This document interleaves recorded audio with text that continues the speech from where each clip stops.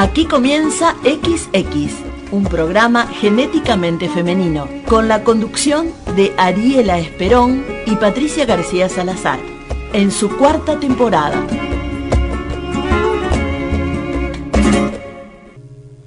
Entre brujas no nos vamos a pelear, porque entonces no somos brujas, somos un montón de egos que creen que vuelan y que son libres. En primer lugar, los egos no vuelan, son muy pesados para volar, y quien pelea o hace guerra no es libre, es preso de sus egos, de su envidia, avaricia, egoísmo, etc. Las verdaderas brujas se alegran, se regocijan con sus hermanas, aprenden juntas la verdad de la tierra, se congregan en el amor infinito hacia la madre natura. Alaban al misterio del universo, se constituyen en sus conocimientos y se reconocen una a la otra, porque saben espejos, reflejos de un todo. Podrán tener sus intercambios de opiniones, y cuando el caldero arde mucho, siempre hay una carcajada que todo lo cambia, porque ellas ríen hasta morir. Saben que morir riendo cura el alma y sana la mente egoica. Se ríen de ellas mismas y lloran compartiendo sus vivencias de la vida. Todas se levantan apoyándose las unas en las otras, compartiendo sus verdades, sus conocimientos y sabidurías. Cada cierto ciclo de naturaleza se juntan bajo el alero de los árboles sagrados. Son épocas de amor, de entrega. El silencio las convoca. Una paz enraiza en la tierra. Los árboles entregan su conocimiento, la savia de la existencia. El amor es una plegaria para la existencia. El amor es una plegaria para ellas. Seres de luz conscientes que inhalan amor, exhalan verdad. Luego retornan a sus vidas, más iluminadas, más conscientes de sus dones. Para todas esas brujitas que nos están escuchando, fue este escrito. Y ahora nos quedamos escuchando un tema que se llama Unidas, referido al tema.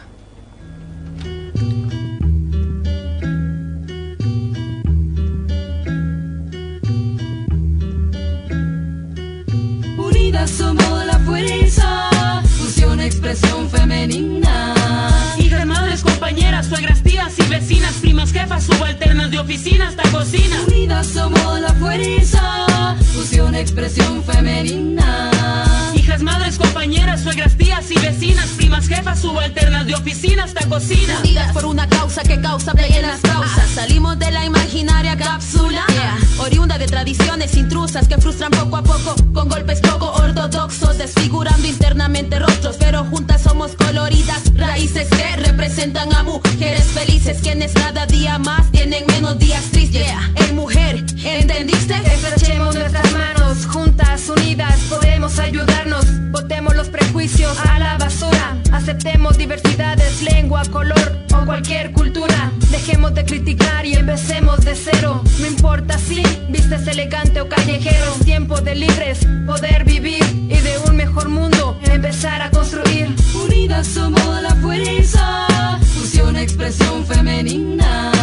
Hijas, madres, compañeras, suegras, tías y vecinas, primas, jefas, subalternas de oficina hasta cocina. Unidas somos la fuerza, fusión, expresión femenina.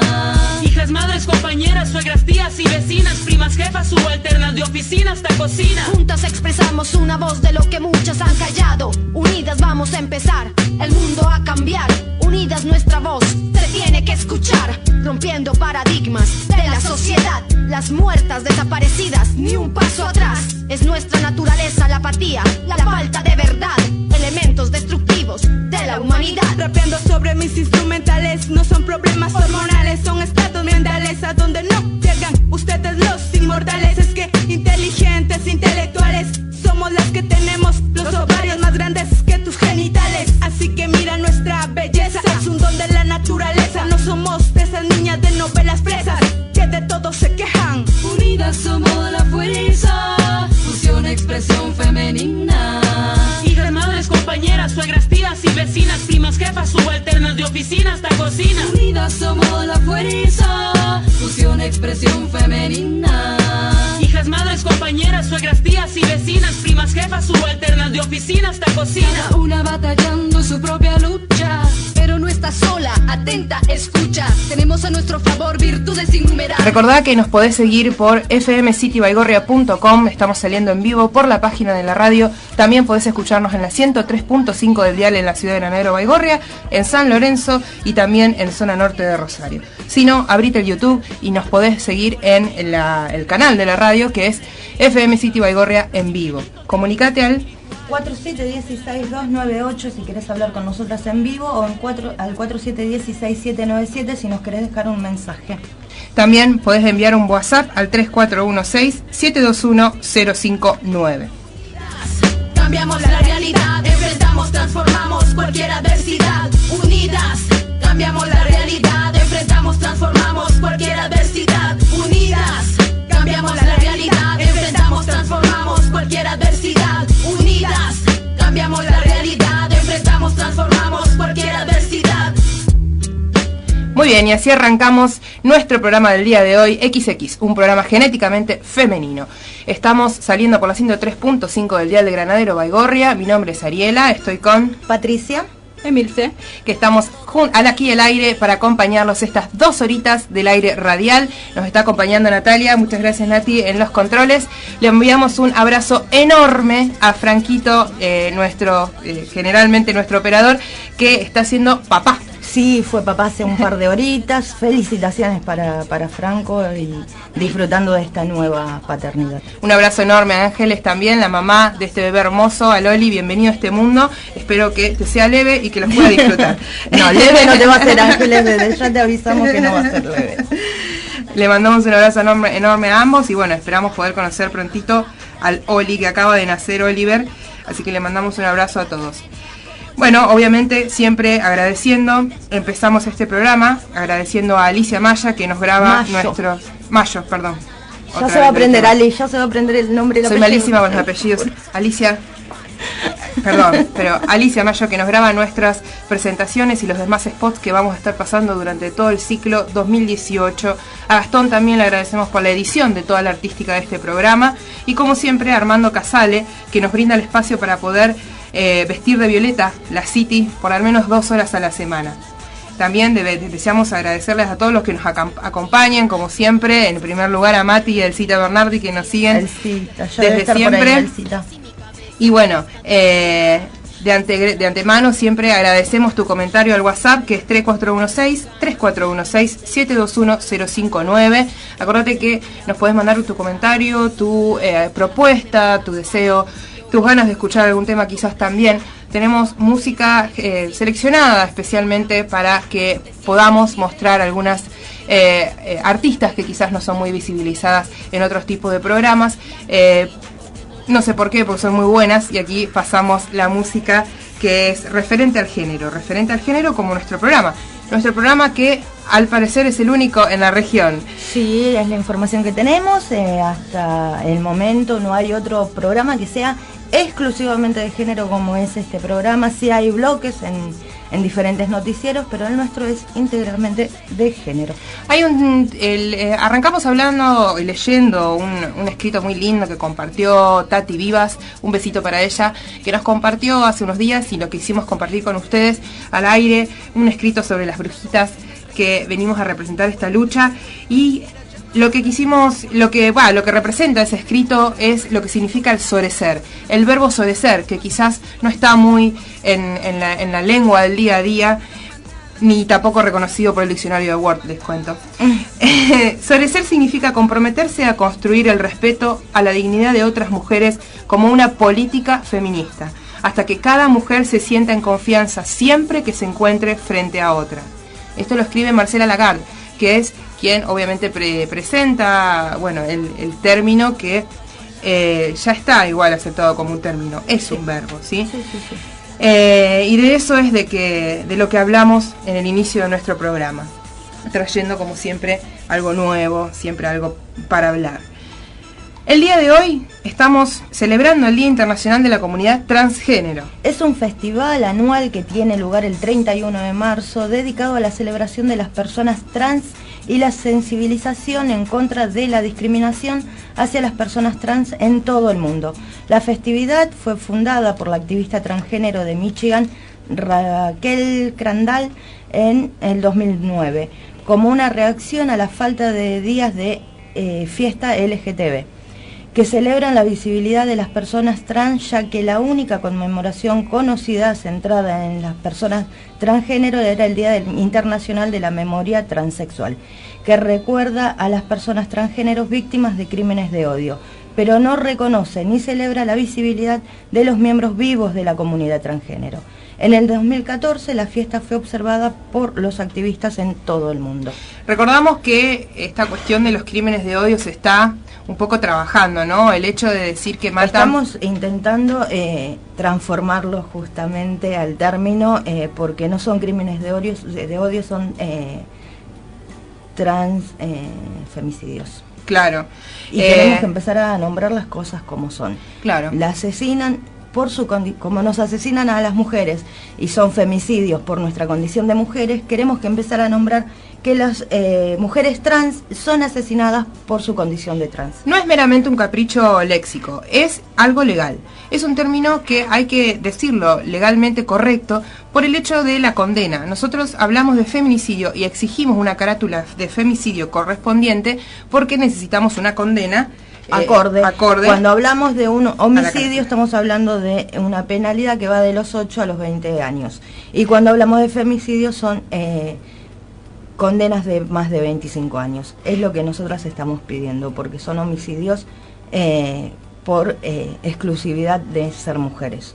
Pero además de eso, ya está aprobado científicamente que son hechos que no son aislados, son pergeñados, son todos premeditados y a conciencia. Ninguno de estos muchachos han probado estar locos ni nada por el estilo, como los que se solía alegar, que era un hecho de crimen sexual por locura. Crimen pasional, porque estaba en ese momento fuera de sí. No, señores, están muy dentro de sí y saben lo que están haciendo. Ni borracho ni drogado sos distinto, lo tenés bien adentro de la violencia y surge y sale cuando más lo pergeñas, porque está todo bien planeado.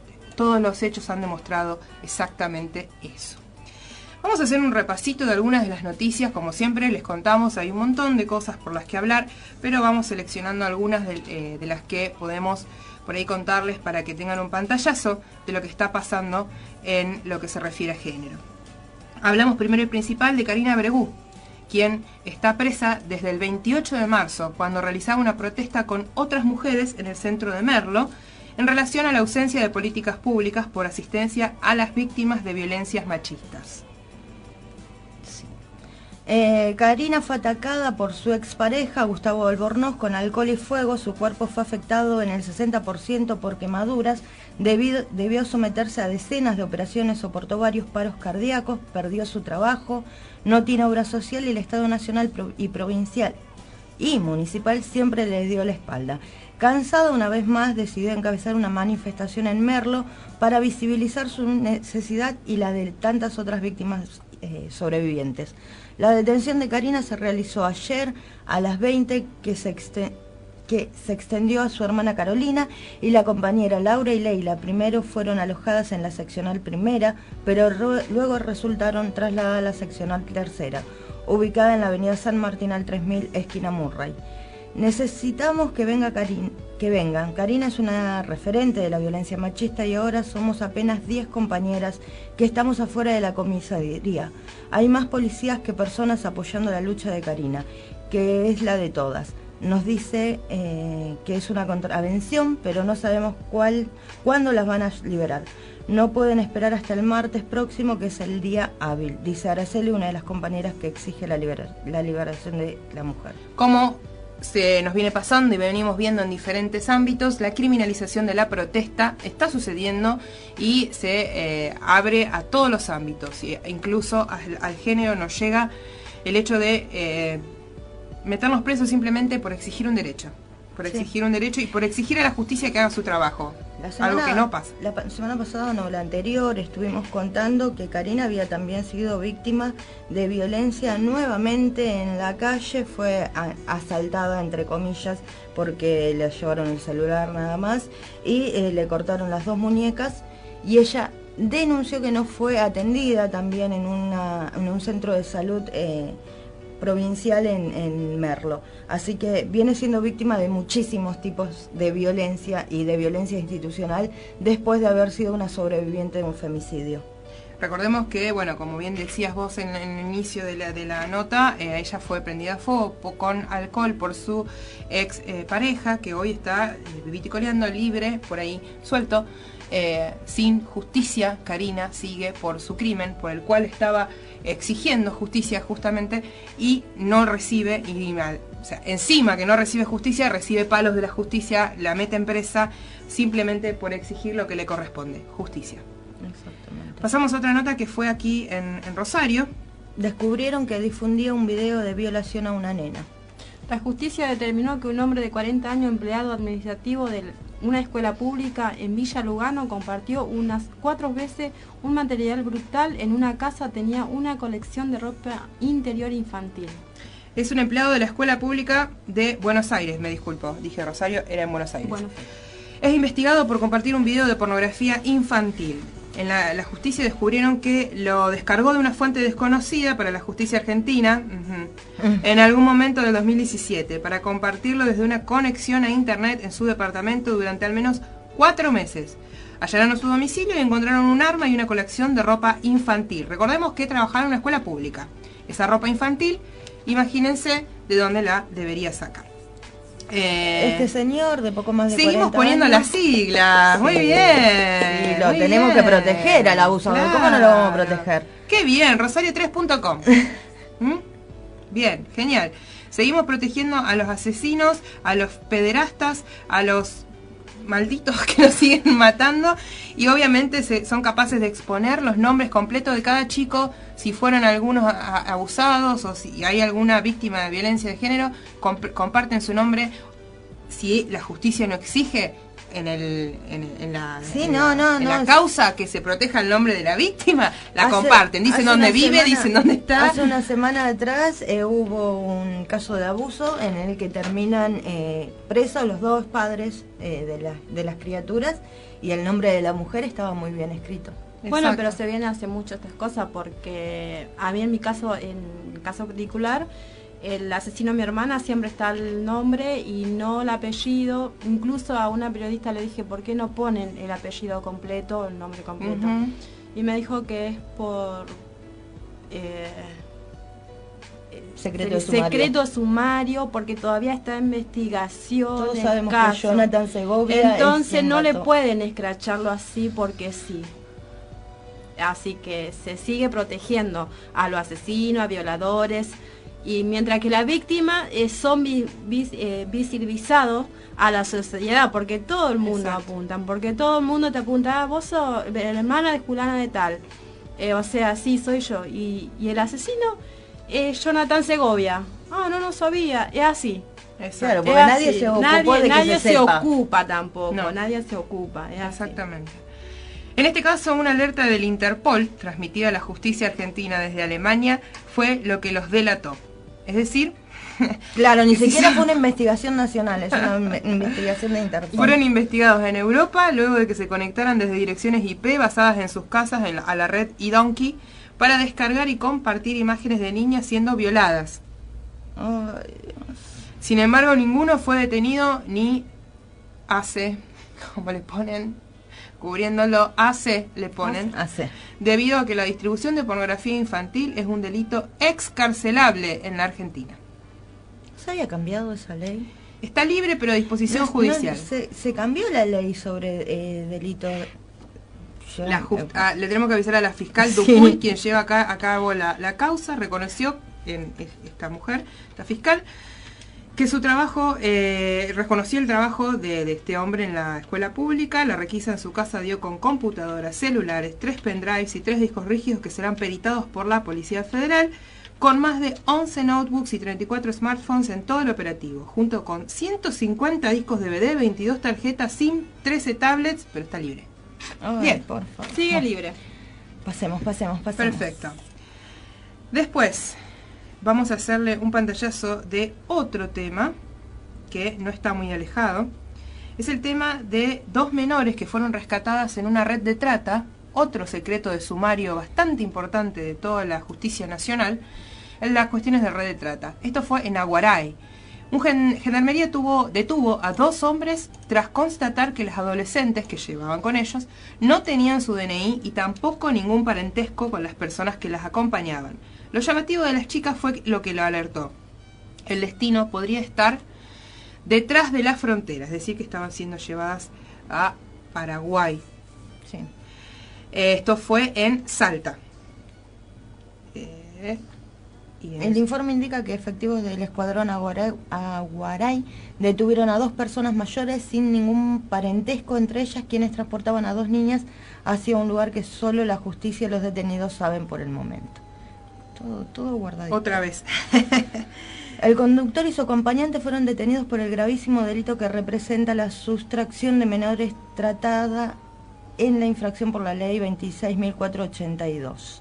Gendarmería Nacional, dependiente del Ministerio de Seguridad de la Nación, detuvo sin miramiento a 2 ciudadanos argentinos por el delito de sustracción de 2 menores de edad sexo femenino, que según una fuente en realidad se trataría de 2 niñas y no de adolescentes menores. Esa información de carácter confidencial no fue suministrada oficialmente. La caída de parte de una red de prostitución de menores o infantil, si se llegara a confirmar, tuvo lugar en la localidad norteña de Aguaray. Exacto, en las fronteras. Justito. En las fronteras esto pasa muy a menudo, muy seguido. Y obviamente casos como este los llegamos a conocer, pero son muchísimos los casos de los que nunca nos enteramos. Así que bueno, dice acá la nota, por ejemplo, algo muy interesante. Dice, la ley no puede con la actividad. La red de prostitución, según una fuente consultada por nuestro medio, me encanta la data que te da, estaría operando desde que el gobierno argentino prohibió por ley las actividades vinculadas con la trata de personas y la prostitución legalizada. La fuente aseguró anoche a El Tribuno, bueno, debo hacer un paréntesis acá. En el caso de las cuestiones de trata, en general no se dice en la fuente de conocimientos de las causas, porque es tan grande la red, tan peligrosa, que cualquiera que llegue a decir una data real e importante, desaparece. Entonces, en este caso, por ahí, bueno, hay que hacer un paréntesis de protección de las fuentes, de los medios, porque, bueno, es muy particular el tema de las cuestiones de trata. Esta fuente, X, aseguró anoche al Tribuno, que es el diario que estamos leyendo, que la cooptación de menores de edad, tanto para esta actividad como para el transporte de sustancias o mensajería o narcocorreo humano, es una de las tantas calamidades que la pobreza del norte argentino permite. Basta ver los fines de semana cómo las adolescentes de Yacuiba cruzan la frontera para ir a boliches de Tartagal, y en ese orden, pero a la inversa, cuando las menores argentinas son tentadas para actividades secretas.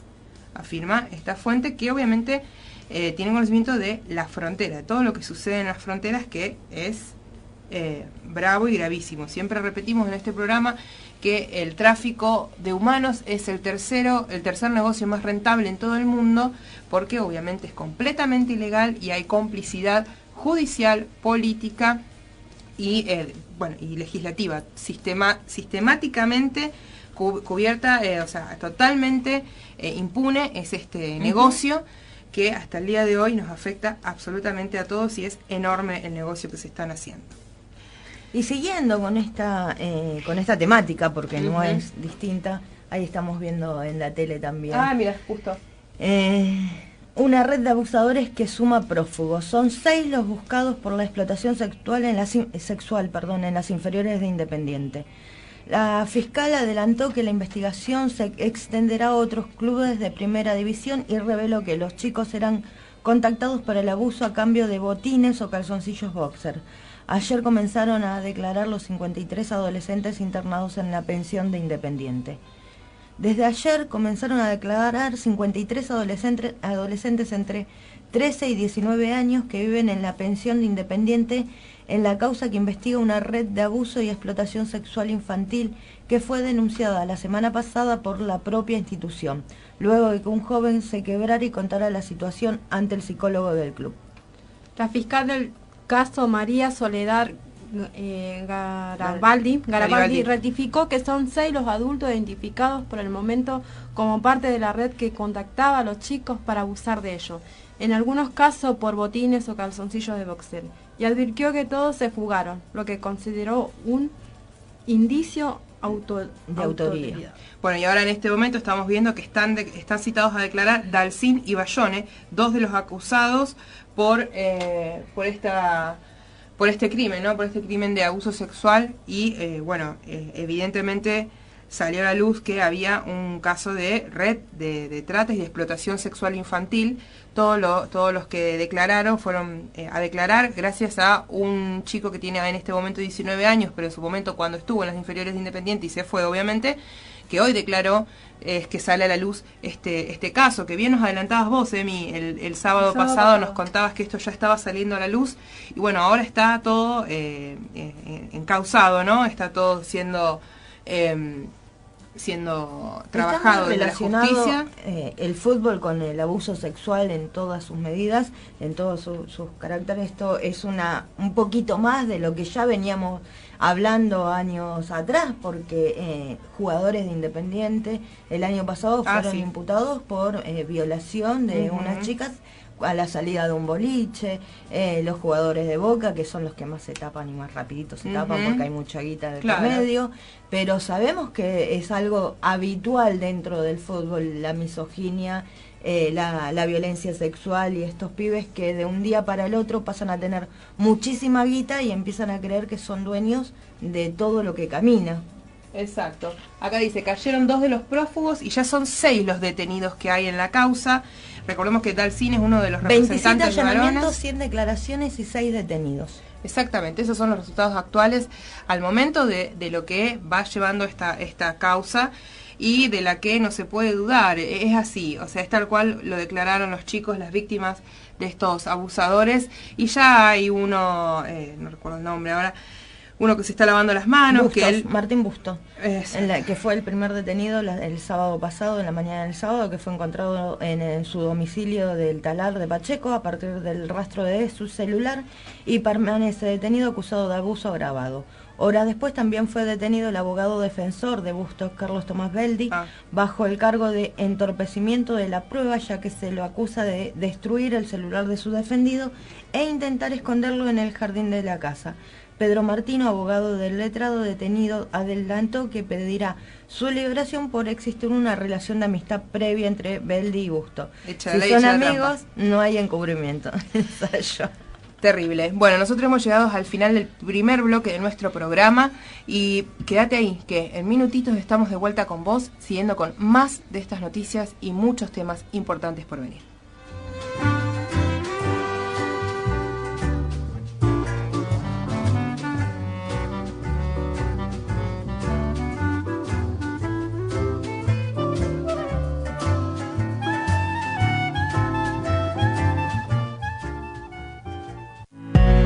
Si te cela, si te controla, si no te respeta, no te deja decidir, no confía en vos, no es amor, no estás sola, cerca tuyo hay un grupo de mujeres que seguro te van a ayudar. Comunicate al 341-725-1234 o buscanos en Facebook, Mirabal Baigorria.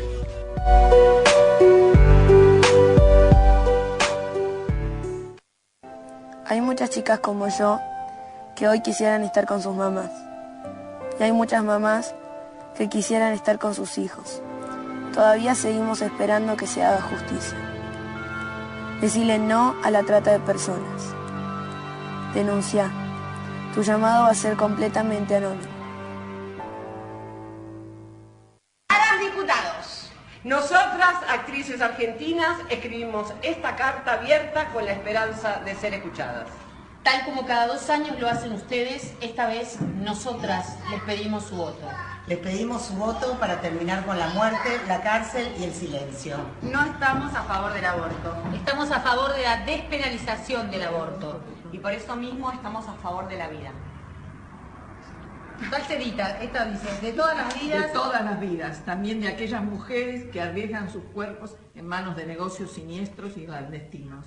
Les pedimos que voten el proyecto de la campaña nacional porque estamos convencidas de que el aborto legal, acompañado de políticas públicas de educación, prevención y contención para evitarlo, nos convertirá en una sociedad más justa, más moderna y definitivamente menos hipócrita. Se los pedimos también para que honren el sistema representativo que simboliza justamente el derecho a elegir. Llegó la hora. Hagan historia y salven su deuda con las mujeres. ¡Vamos! ¡Aborto legal! ¡Seguro y gratuito! ¡Ay, los campeones! ¡Con eso votan todos en contra!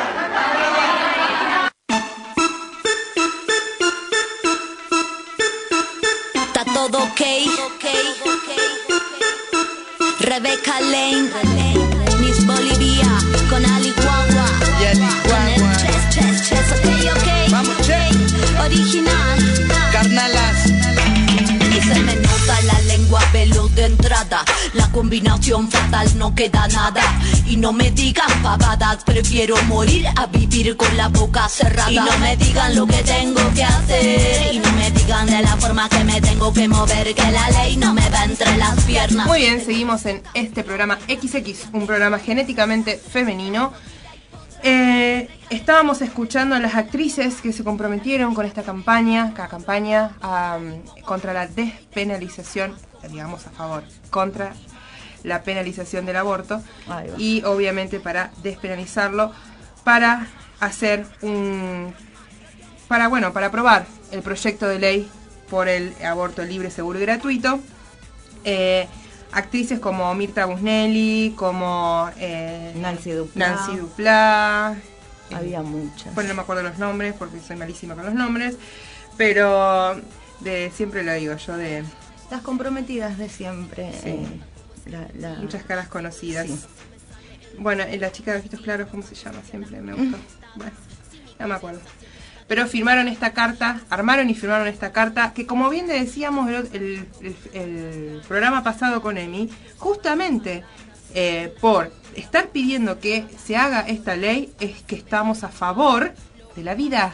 Claro, tenemos es una contradicción lo que se está diciendo desde los domingos 25 sí. del derecho a la vida. Sí, chicos, que por favor, esas marchas de derecho a la vida con Biondini y esta otra señora a la cabeza no dejan mucho por la vida, si estas son las gente que lo representan. Bueno, hablemos de quién acompañó, por ejemplo, hablamos de Tierra del Fuego.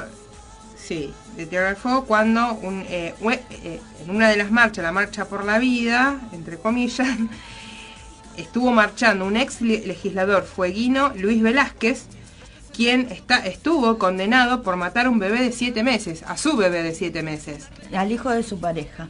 Un bebé de 7 meses que mientras la mamá se estaba bañando, se lo dejó al cuidado y como el bebé lloraba, él empezó a sacudirlo y el bebé murió por un traumatismo cefálico por los golpes que le dio, de esto que hablamos siempre, de lo sensible que son Exacto. los bebés. Y porque que no su cráneo todavía no está del todo conformado por huesitos que lo protejan. Condenado a 12 años de prisión y lo dejaron libre a los 3 años. Logró, tras alegatos totalmente estúpidos, que lo dejaran libre a los 3 años y salió a marchar por la vida. Sí, es una contradicción total, una caradurez, una hipocresía, una morbosidad del tamaño del bebé que marchó. Quisieron marchar en la... No seas mala. No seas mala. Perdón, pero recibió tantos memes ese bebé que usaron, que la verdad que... Bueno. Que si vamos al caso era un feto fuera del vientre materno. Estamos hablando de aborto implícito. Pobrecito. Compartimos otra noticia referida al tema, y es el hecho de que le absolvieron a Belén. Absolvieron a Belén, sí. Quien en Tucumán estaba presa porque, bueno, justamente había abortado al bebé. En un aborto espontáneo. Pero exactamente, fue un aborto espontáneo y la justicia declaró que, bueno, estamos hablando de la penalización de haber abortado. Si hubiera sido su decisión, que es lo que justamente estamos pidiendo, impuso la justicia, dijo que había sido ella quien abortó conscientemente a su bebé y por eso la metieron presa, y hoy la justicia declara que no.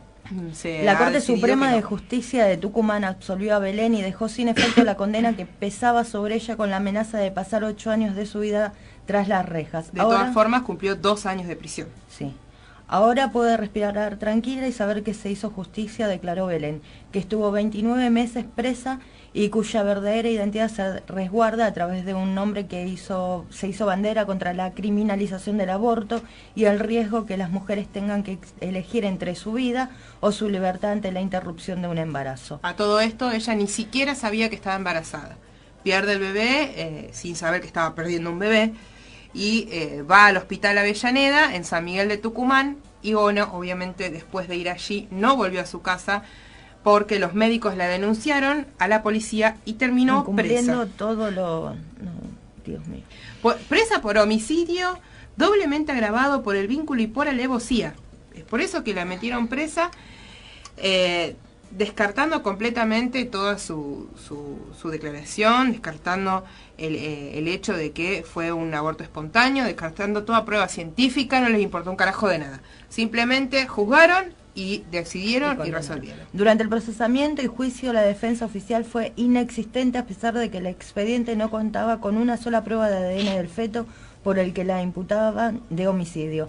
La abogada Soledad Deza tomó su caso y se convirtió en un emblema del movimiento de mujeres contra la criminalización del aborto y de organismos internacionales como Amnistía Internacional, como una alerta de violación a los derechos humanos de las mujeres. Ella remarca, la absolución de Belén imparte doblemente justicia para ella, que estuvo presa sin ningún tipo de fundamento, y para las mujeres de Tucumán, que estamos ante una avanzada de sectores fundamentalistas. Este fallo pone en tapete que las mujeres que atraviesan un evento obstétrico adverso, sean voluntario o espontáneo, tienen derecho a acceder a atención sanitaria y a la justicia. Por eso es un día de inmensa felicidad. Exactamente, aplaudimos totalmente el trabajo que se ha llevado a cabo y como bien reconocen también las abogadas de CELS y otras que estuvieron en esta causa, que hay que rescatar esto es y una destacar lucha, que fue una lucha colectiva de las mujeres. El hecho de que Belén hoy no esté presa fue porque estuvimos todas en la calle pidiendo su libertad. Exacto, bueno, y un tema que en nuestro país vecino, Paraguay, abre nuevamente el tema, el mismo que estamos teniendo nosotros en debate en Argentina, fue la muerte en el parto de una adolescente de 14 años que había sido violada. Sufrió 3 infartos y falleció mientras se le practicaba una cesárea de urgencia. La recién nacida logró sobrevivir. Esta es una de las tantas niñas que quedan embarazadas, porque hay una encuesta de la Coordinadora por los Derechos de la Infancia y la Adolescencia en Paraguay, quien declara que hay 2 partos de niñas entre 10 y 14 años por día en este país. Lamentó los últimos casos de abuso de los que fueron víctimas niñas y adolescentes y aseguran que en Paraguay por día 2 niñas de entre 10 y 14 años de edad dan a luz. ¿Y qué tienen en común estos casos? Es que todas fueron a parir habiendo sido violadas. La Coordinadora por los Derechos de la Infancia y la Adolescencia emitió un comunicado en el cual hace referencia a los últimos casos de abuso y muertes de niñas y adolescentes a raíz de los embarazos. A pesar de las distancias entre los lugares donde han ocurrido estos casos, ellos no son aislados. Todas estas niñas y adolescentes comparten la característica de haber sido abusadas sexualmente durante su infancia, señalaron desde este comité, el de los derechos de la infancia y la adolescencia. Es urgente para erradicar la desigualdad el invertir en la niñez y en la adolescencia, no como una cuestión de caridad o de incluir una dosis de simpatía o empatía en una estrategia de desarrollo económico, Se trata de invertir en desarrollo humano, de crear una sociedad cohesionada y una economía fuerte, incluyendo efectivamente a este grupo etario del cual depende nuestro futuro, aunque paradójicamente lo olvidamos en el presente. Exhorta en este caso la coordinadora por los derechos de la infancia y la adolescencia de Paraguay. Los últimos datos del Ministerio de Sanidad revelan que el 15% de las mujeres que dieron a luz lo hicieron al menos una vez antes de los 18 años. En el 70% de los casos el abuso es en el mismo entorno familiar, un padrastro, hermanastro, abuelo, han dicho el responsable de niñez y adolescencia del gobierno, Ricardo González, citado por la prensa paraguaya. Es una cuestión cultural que guarda relación con el tema de la educación y así lo asumimos. Es así y es un tema muy jodido el tema de la violación a menores y la cuestión de obligarlas a parir. Sí, la violación de menores dentro del entorno familiar. Tenemos que educar a nuestras hijas para que dejen de cuidar a nuestros hijos, porque en los casos de violación no hablamos de género. Educar a nuestros hijos para que no cubran a nadie que esté abusando de ellos. Hay un trabajo psicológico, manipulación psicológica que lleva a los chicos a no decir o no reconocer lo que le está sucediendo. Por eso es que hablamos de una necesaria obligatoria educación sexual integral. Y para eso pasamos a otra nota que tenemos, que es la de Rosario 12, en la cual hubo una investigación del Centro de Estudios Interdisciplinarios sobre las Mujeres, en el que cuentan cómo a partir de la implementación de la educación sexual integral, las escuelas de Rosario dejaron de lado los tabúes y emprenden en un camino de diálogo y descubrimiento junto a sus alumnos. Un grupo de investigadoras de la Universidad Nacional de Rosario, López Tesore, Rizzo, Barbieri y Rosa de Castro, provenientes de distintas disciplinas, pero aunadas en el objetivo de estudiar los derechos y las luchas de las mujeres e interpelar de forma constante al conocimiento académico con perspectiva de género, realizaron una investigación para dar cuenta de cómo se implementó y qué lugar ocupa hoy la ley número 26.150 de educación sexual integral en las escuelas de la ciudad. Estas 4 mujeres fueron quienes se encargaron de hacer este estudio, en el que cuentan que, justamente se pasó a un ámbito de diálogo, digamos. El estudio, denominado El género en las políticas públicas, proceso sociopolítico de participación y construcción de ciudadanía en los campos de la salud y la educación en la ciudad de Rosario, que fue realizado por antropólogas, politólogas y psicólogas, entre las que se encuentran quienes recientemente nombramos. Todas pertenecen al Centro de Estudios Interdisciplinarios sobre las Mujeres, que es un espacio que depende de la Facultad de Humanidades y Artes y que trabaja realizando investigaciones, proyectos de extensión y capacitación con la particularidad de que las investigadoras que lo integran tienen en común formar parte de la actividad de la lucha por los derechos y el empoderamiento de las mujeres. La investigación surgió a raíz de diversos proyectos en los que las participantes habían estado involucradas y que tenían que ver con cuestiones de urbanismo y género. Surgió la inquietud por saber qué políticas públicas podían ser trabajadas desde una perspectiva de género y es ahí cuando aparecieron la ley del ESI, el Programa Nacional de Salud Sexual y Procreación Responsable a la Identidad de Género y Patrimonio Igualitario. Una de las conclusiones más interesantes del proyecto tiene que ver con el rol activo que juegan los estudiantes en la implementación de la ESI. Según pudieron notar las investigadoras en los discursos de algunos docentes, muchas veces son los propios estudiantes quienes rompen el tabú y le piden al docente tocar determinados temas relacionados con la sexualidad. Para las investigadoras en este proceso juega un importante papel el auge del movimiento feminista, que en los últimos años logró develar aquello que la cultura patriarcal silenció, que eran las voces de las mujeres. Hay obstáculos, obviamente. El espacio de educación sexual integral permite construir nuevas formas de ciudadanía, de entender la realidad y de interpelarla. Es un espacio esencialmente político y por lo tanto de una lucha constante por imponer determinadas visiones, concepciones y representaciones.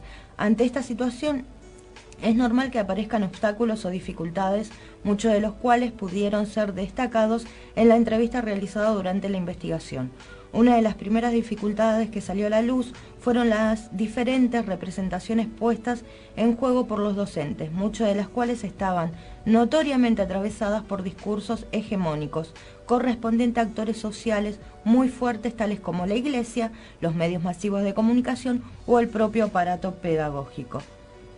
Diferentes docentes reaccionaron de una manera distinta a, por ejemplo, relaciones entre parejas del mismo sexo. En el ámbito escolar, algunos de ellos exclusive llegan a incomodarse, y esto es porque todavía hay algo en juego que tiene que ver con la heteronormativo como patrón. Hoy son los alumnos los que están más relajados en relación a estas cuestiones, pero muchos docentes aún les cuesta poder habilitar estas situaciones y no saben bien cómo hacer. Le incomoda la aparición de cada vez más frecuente de diverso sexual en las aulas, explicó López Tesoro. En el mismo sentido, los adolescentes entrevistadas también pudieron dar cuenta de lo dificultoso de trabajar con determinados directivos de los establecimientos educativos. Es un camino de negociación permanente entre docentes, directores o directoras para poder dar estos contenidos dentro de su materia, explicó De Castro. También hubo una fuerte presencia de la situación de desfinanciamiento que sufre el sistema educativo y de la que también se hizo eco el programa de la ESI, en donde muchos de los profesionales que encargaban las capacitaciones fueron despedidos y la impresión de la materia necesario apenas llega a cubrir la cantidad mínima demandada por los docentes. Recordemos que el año pasado hubo un despido en el Ministerio de Educación, que fue una de las despedidas de Bullrich como ministro de Educación, que fue despedir a más de 2.500 empleados que eran justamente los encargados de capacitar a los docentes en ESI. Exacto, y en este caso estamos hablando de esta investigación en la que todas estas investigadores que nombramos eligieron realizar una serie de entrevistas a docentes de nivel medio de una escuela ubicada en zona sur. De eso es lo que estamos justamente hablando. Y bueno, se les pidió que dieran cuenta de las estrategias que habían utilizado para implementar la educación sexual integral y qué obstáculos les había tocado atravesar. Y todo, digamos, lo que le estábamos contando. Y obviamente se encontraron con esos obstáculos porque, como bien vos decías, Patri, desde el Ministerio de Educación a nivel nacional se financió completamente. Porque la ley de educación sexual integral es una cuestión política, y este gobierno evidentemente no lo toma como algo que ellos puedan llegar a tratar, porque son un gobierno neoliberal que nunca va a estar a favor de ningún tipo de educación. Y es un gobierno conservador que conlleva el mismo pensamiento que en su momento tuvimos, por ejemplo, en épocas del 76, en el que no se podía hablar de nada y nadie podía tener acceso a la educación o al conocimiento netamente. Claro. Estamos viendo exactamente lo mismo. Lo que pasa es que se sobrepasa de lo que quieren aprender los niños, porque yo en mi particularidad tengo mi nena que va en la secundaria y ellos le expresan a los profesores que enseñen qué es lo que es tener relaciones, claro, a llegar a usar un preservativo, los anticonceptivos, porque a lo mejor, como decía el otro día, hay muchas niñas que no se animan a hablar con las mamás, y a través de los docentes o de alguien que esté capacitado de hablar, en ese sentido ellos puedan tener información. Exacto. Hay mamás que no pueden hablar. Hay mamás que no pueden, que todavía tienen eso, que los niños tienen que aprender solos. Es que hubo mamás que tampoco tuvieron acceso a la educación. Exactamente. Entonces es como que ellos mismos piden a los profesores, exacto, más las profesoras que son más allegadas a las niñas, ellos le expresan lo que quieren saber, que le enseñen en el aula. Bueno, yo recuerdo en y ellos hacen ellos mismos hacen cosas para hacen tarjetita, todas esas cosas para integrarse a lo que tienen, claro, tienen una sed de conocimiento muy grande, y si nosotras se la negamos, el Estado se la niega, ¿qué podemos esperar de esos chicos que después encima denigran diciendo que son violentos, que se quedan embarazados, que hacen desastre?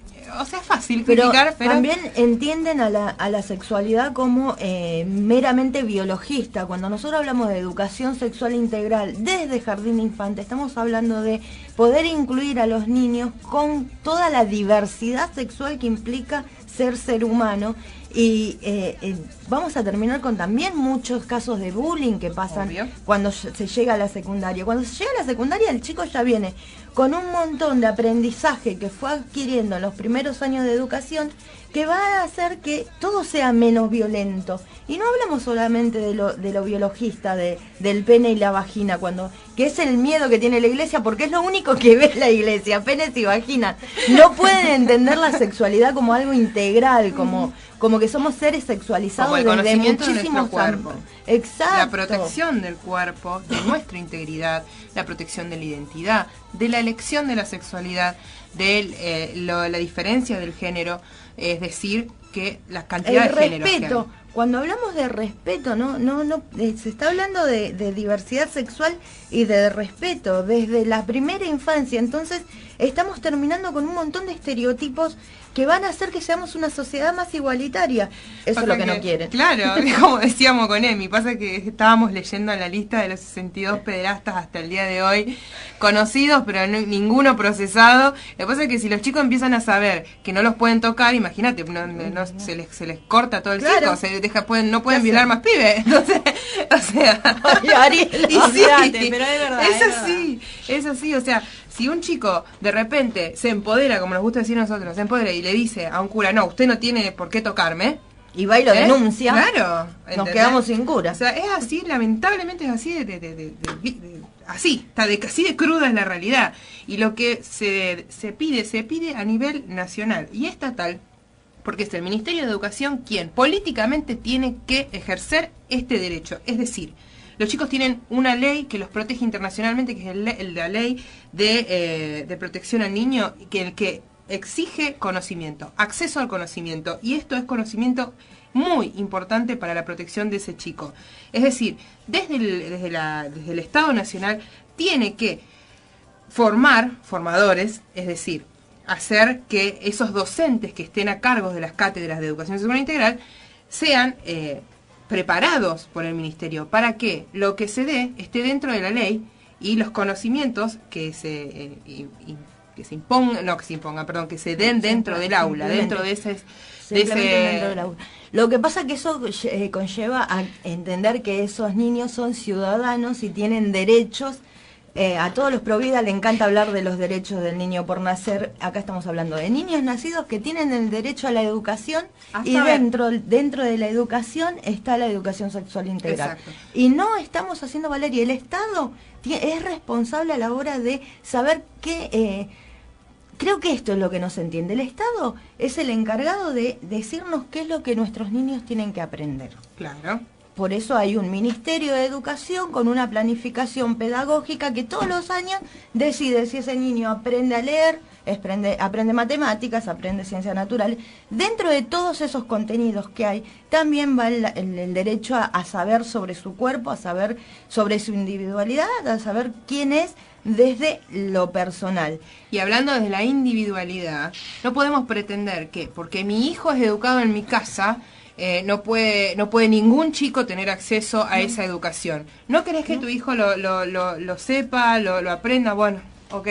Ejerce tu derecho a no mandarlo. Exactamente. Lamentablemente no estamos en Cuba, lamentablemente vivimos en Argentina, lamentablemente estamos en un sistema capitalista y vos podés elegir qué tipo de educación querés que tu niño tenga. Entonces vos no querés que la educación pública implemente este tipo de contenidos. Mandale una privada donde va a obtener un contenido religioso que a mí no me gustará, por eso si tuviera hijos irían a la pública y no irían a la religiosa, y va a tener la educación que vos querés que tenga.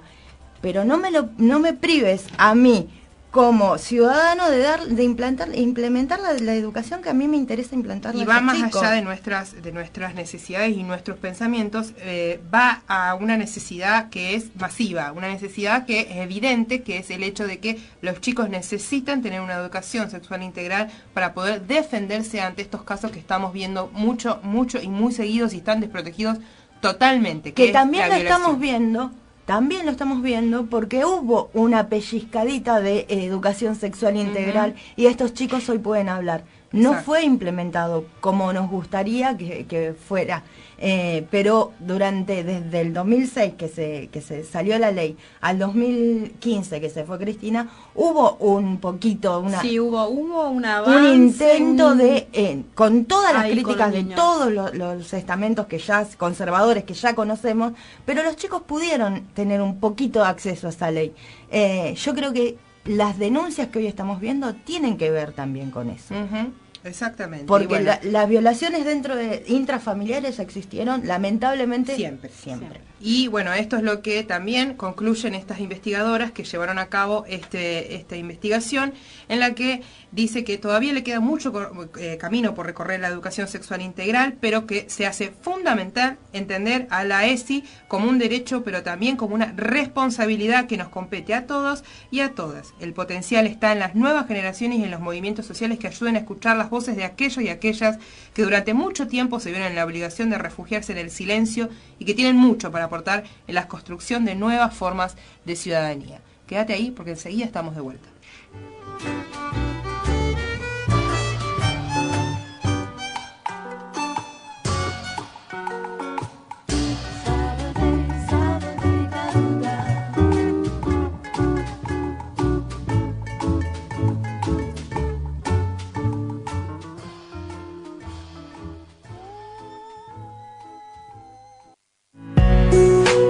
La violencia no es solo un golpe. La violencia se impone en la manipulación psicológica, económica, el abuso físico en el ámbito laboral, los maltratos en tu embarazo y parto y en muchas formas más. Informate. Cerca tuyo hay un grupo de mujeres que seguro te pueden informar. Comunicate al 341-725-1234 o buscanos en Facebook.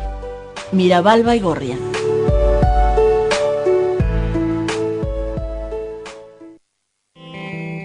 Todas podemos vencer el miedo. Todos somos parte de la solución. Nunca es tarde para ser feliz.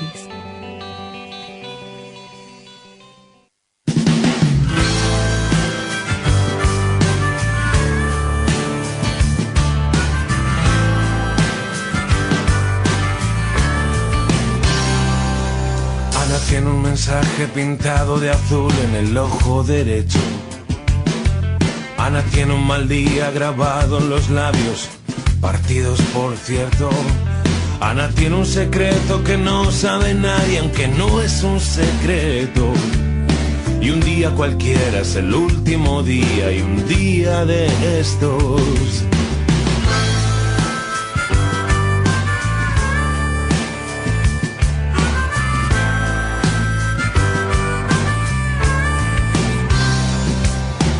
Cree que el mundo es enorme, pero no lo bastante. A Ana la engañan diciendo: si te vas, no tardaré en encontrarte. Ana no tiene claro a partir de cuándo todo se volvió negro, pero él dijo un día, antes muerta que viva, con otro ni en sueños. O cuando escupía diciendo tu vida será puro miedo. Abrir las alas y volar, dejarlo todo sin hacer y largarse pronto con lo opuesto.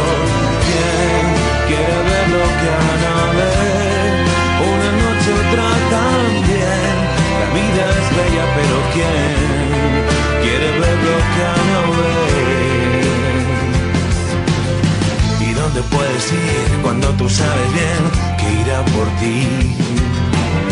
¿Cómo vas a gritar si sabes que nadie te escuchará? Todos dirán, vaya exageración, no será tanto, no. Mientras esculpe a golpe de puño su nombre en tus huesos. Mientras te tapa la boca y te aplasta un cigarro en el pecho. Muy bien, seguimos en XX, un programa genéticamente femenino, y tenemos en línea a la abogada Karina Elben, quien nos va a contar, nos va a explicar un poquito una noticia que salió recientemente y que habla de lo que es la cuota alimentaria. la que la justicia rosarina determinó que debe pagarse hasta los 21 años y hasta los 25 si acredita ser estudiante, ¿no? Así que bueno, para explicarle un poquito de este tema que vimos que ella, Cari publicó y que comentó y bueno, que obviamente sabe del tema, es que estamos comunicados con ella, agradecemos muchísimo de poder estar acá. Hola Karina, ¿cómo estás? ¿Qué tal, chicas? ¿Cómo están? Bien, bien. Muchísimas gracias por contactarte con nosotras y poder comentarnos un poquito sobre este tema. Obviamente vos, que estás más en esto, podrás explicarlo más profesionalmente.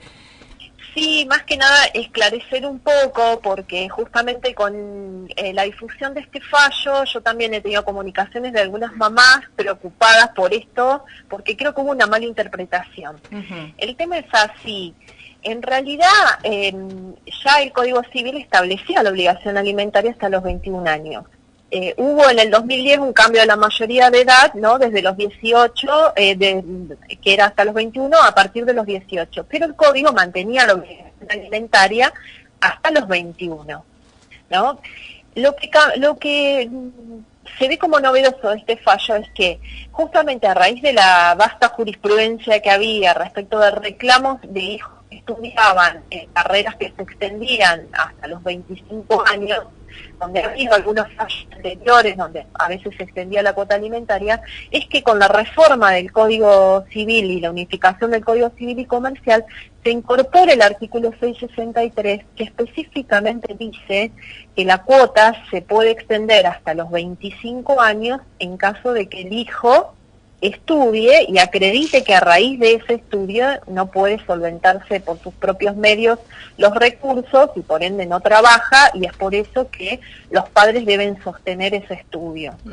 O sea, lo que el fallo deja establecido de la Cámara Civil y Comercial 3 es que hasta los 21 años se paga automáticamente, digamos. O sea, cualquier mamá que reclama la cuota, mamá o papá, porque esto aclaremos siempre que son para los padres no convivientes quienes tienen la obligación alimentaria.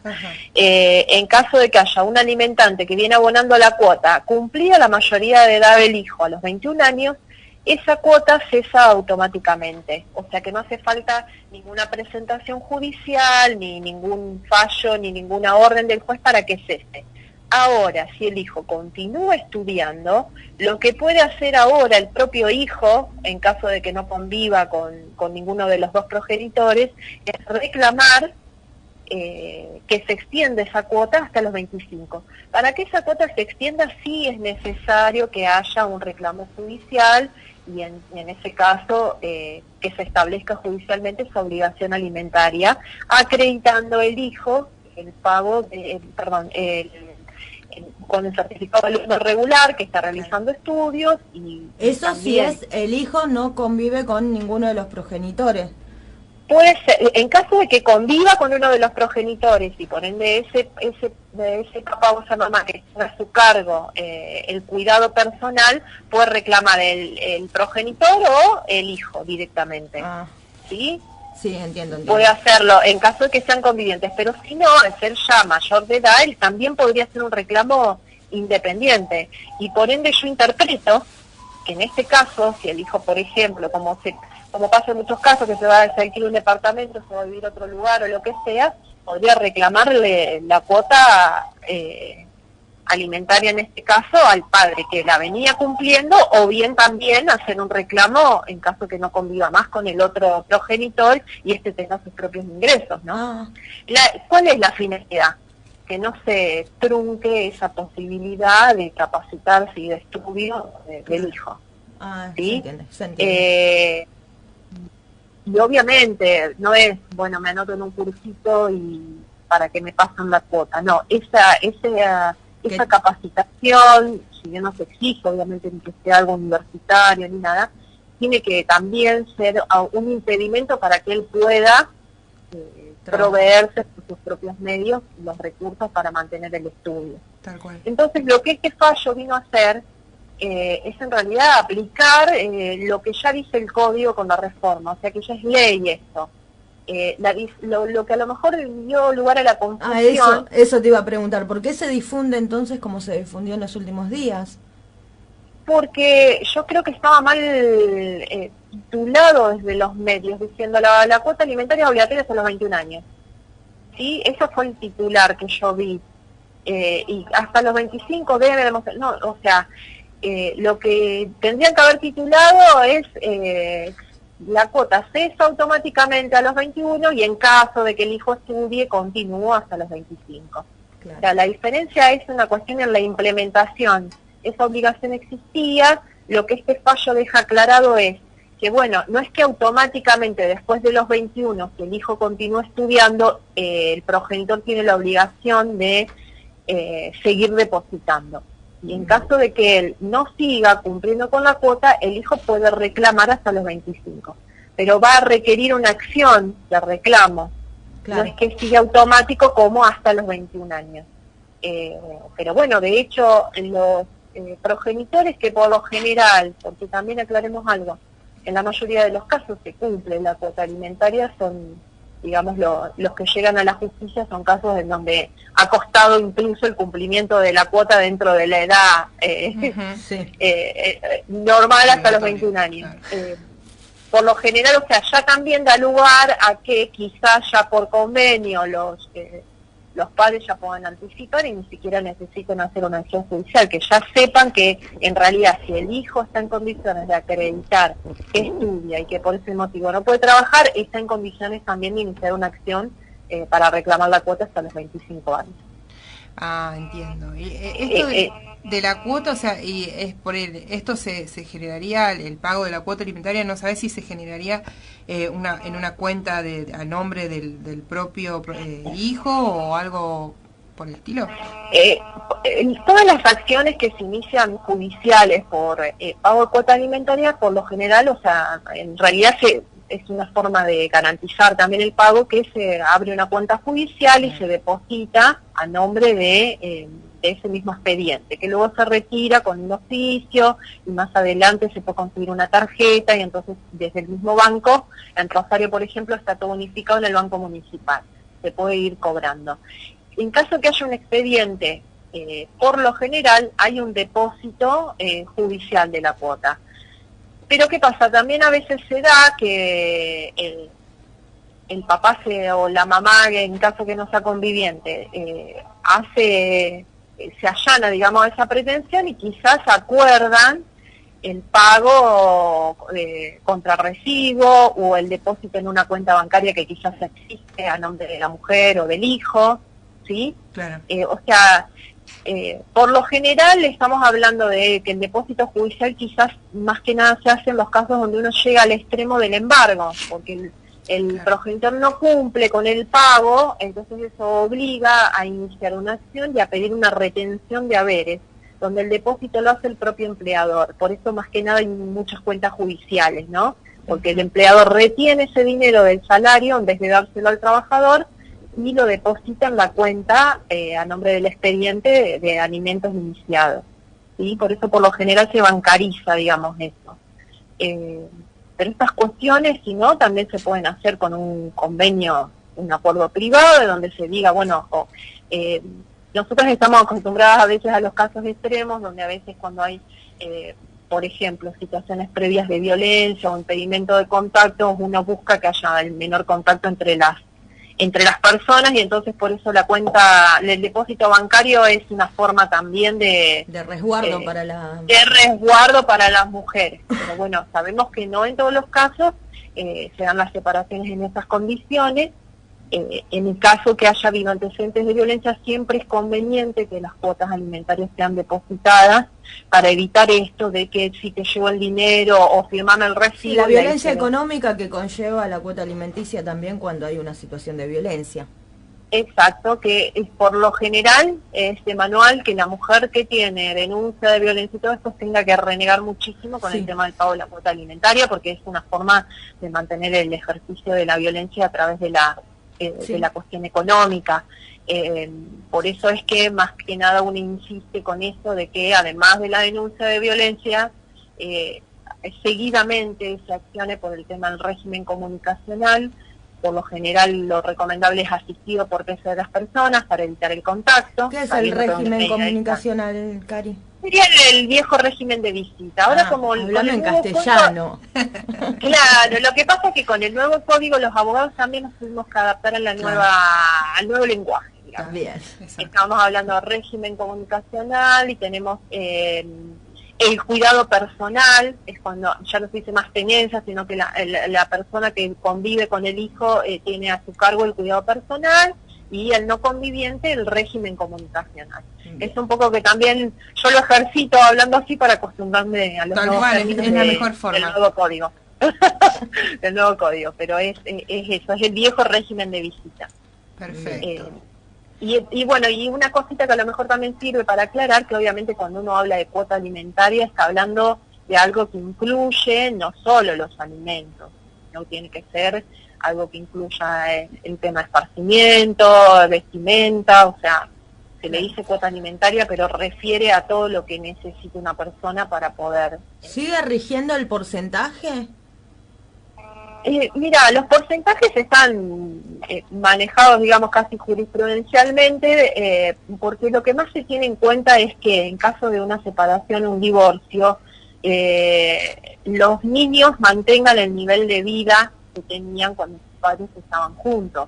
O sea, a veces, por eso te digo, a veces el porcentaje se toma a rajatabla cuando a lo mejor los ingresos no son muy elevados de no convivientes, pero si no, en realidad, lo que debe tener en cuenta el juez a la hora de estimar una cuota alimentaria es todo el entorno, los gastos que tiene de por sí la alimentación y el cuidado de una criatura, como a su vez el nivel de vida que llevaba, ¿no?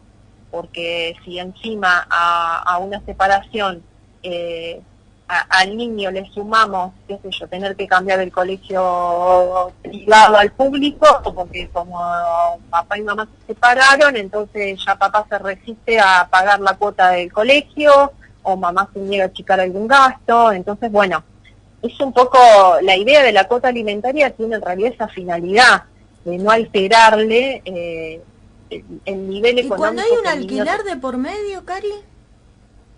Bueno, cuando hay muchas, por eso también, el tema de la vivienda es fundamental, muchas veces también, que es parte de lo que cuando uno dice que tiene derecho la mamá a quedarse con el niño en la casa, aunque a lo mejor no sea un bien de los dos, o sea a nombre del padre, ejemplo. Es porque la vivienda también es parte del alimento. Se supone que en el caso de separación, si no hay una vivienda, la madre en ese caso no tiene por qué hacerse cargo también de solventar. Te lo consulto porque es lo que pasa en el 99% de los casos. La mamá termina haciéndose cargo de un alquiler, yéndose de una casa. Tal cual, y en los casos de situación de violencia también, ustedes saben cómo es, que a veces también por una cuestión de proteger la integridad, la mujer se ve obligada a abandonar su lugar, su vivienda, a lo mejor cuando tendría derecho a quedarse aún siendo alquilada y que la otra parte solvente el alquiler, y bueno, y sin embargo a veces nosotras mismas recomendamos el irse para primero preservarse en su integridad, pero después cuesta muchísimo conseguir una cuota que pueda después ser también que se corresponda con el pago de un alquiler. Exacto. Es muy difícil. Sí, estamos hablando. La realidad es que siempre el conviviente tiene... Pero ¿se puede pelear dentro de una cuota alimentaria el 50% de un alquiler, por ejemplo? Sí, después se puede ir viendo. O sea, la ley da los puntos generales, pero después en cada caso yo creo que siempre la justicia debe ser innovadora en esto y creativa, y buscar la mejor solución, en estos casos siempre pensando en lo mejor para el niño.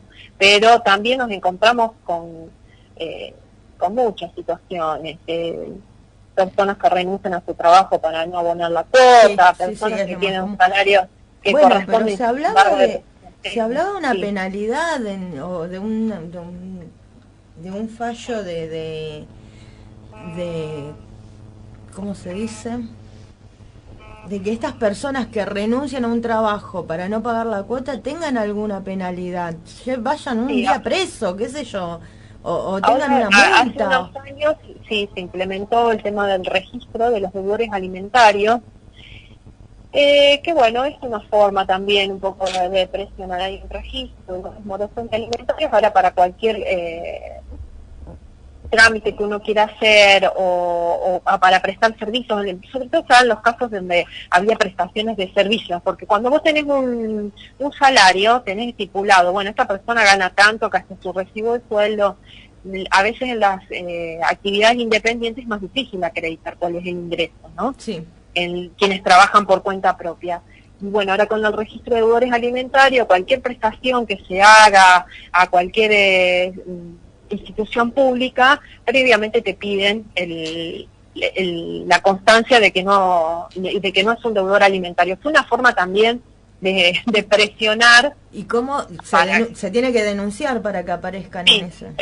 Sí, se denuncia cuando hay incumplimiento, se oficia al registro de deudores alimentarios donde queda una constancia. Entonces eso después también conlleva esto de que al querer, pues, se detecta, ¿no? Y al haber un cruzamiento de datos se detecta que esa persona está dando servicios, a lo mejor para alguna institución pública, y se sabe que está teniendo un ingreso, pero por otro lado está cumpliendo con la cuota alimentaria, ¿no? Claro. Es por eso que se implementó también el registro. Sabemos, los casos que llegan al tribunal son los casos extremos. La normalidad es que haya separaciones, se acuerden los montos, se cumpla, mucha gente lo hace de manera personal, se firma el recibo. Cuando empiezan los problemas son los casos que se judicializan, ¿no? Claro. Y que bueno, que por lo general terminan así, con depósito en cuenta, con embargo, porque hay resistencia en el cumplimiento de la obligación. Así que bueno, yo por eso digo, tranquilidad por lo general que son las madres las que están bajo el cuidado de los hijos, que esta obligación no es que cambió la ley para nada, al contrario, esto de la incorporación hasta los 25 años se dio con la reforma del Código, con la unificación del Código Civil y Comercial, y se incorporó expresamente en el artículo 663, y la única diferencia es que en caso de que no se haga espontáneamente o automáticamente, es el hijo o la madre conviviente o el padre conviviente quien pueda reclamarlo. Pero por otro lado, digamos, la obligación también hasta los 21 de eso está firme. Así que bueno, eso es un poco la aclaración, digamos. No es que a mí también me han llamado preguntándome, salió una nueva ley y ahora cómo puede ser que no cumplan. No hay nada nueva ley. Excelente. Toda la cuestión del derecho de familia está incorporada en el Código Civil y Comercial, que está es más, la modificación, la unificación fue algo que se discutió durante mucho tiempo, claro, y no es algo que se reforme permanentemente. Y que está vigente desde el 2015, ¿no? El 2015, claro, exacto, entró en vigencia en agosto. Buenísimo. Bueno, la ley nueva tiene que ser antes del 2015, nuevo después del 2015 no hay nada. Bueno, claro, pues nada bueno por lo menos. Nada bueno. Bueno, te agradecemos muchísimo el haber estado con nosotras y haber sido tan clarificador tu mensaje, porque bueno, nos permitiste entender y también a muchas de las que nos escuchan cómo funciona este sistema, y bueno, darle fuerzas también para poder seguir reclamando, porque cuesta mucho en algunos casos y es importante que las convivientes, como decís vos, él o la conviviente sigan luchando por esa cuota. Exacto, por eso yo pienso que es al revés, que mucha gente no sabía que podía reclamar hasta los 25 años si el hijo estudiaba y no podía trabajar. Entonces celebramos que se dé difusión a algo que ya exacto, por eso digo yo, debería haberse dado más difusión a esto, porque mucha gente desconoce, claro, que no interpretarlo al revés, como que se está automáticamente a los 21. Tal cual. Y que bueno, yo lo veo esto como bueno, como una incorporación al Código Civil y Comercial. Exactamente. Bueno, te agradecemos muchísimo nuevamente y te mandamos un abrazo enorme. Seguimos en contacto para cuando quieras. Sabés que tenés el micrófono abierto. Estamos para lo que necesiten. Un abrazo gigante. Gracias a ustedes. Un besito, Karim. Bueno, estábamos entonces con Cari Luengo, quien nos... Luengo. A Luengo, bueno, Luengo. Un problemita con los apellidos, sepan entender. Karina Luengo, entonces, abogada de Barrancas, quien nos comentaba... Nueva incorporación del equipo de género de la concejala Norma López, el equipo de abogados que está trabajando en género de Rosario desde hace un mes más o menos. Exactamente. Quien, bueno, así que es una abogada con mucha perspectiva de género. Mucha perspectiva de género, mucha carrera, mucho conocimiento, como podrán habido detectar. Así que bueno, nosotras el tiempo nos ha llegado al final de nuestro tercer bloque y en un minutito nomás estamos de vuelta, así que quédate con nosotros, calenta la pava, que nos tomamos unos mates por una media horita más que estamos en el aire en la Radio City. Quiere ver lo que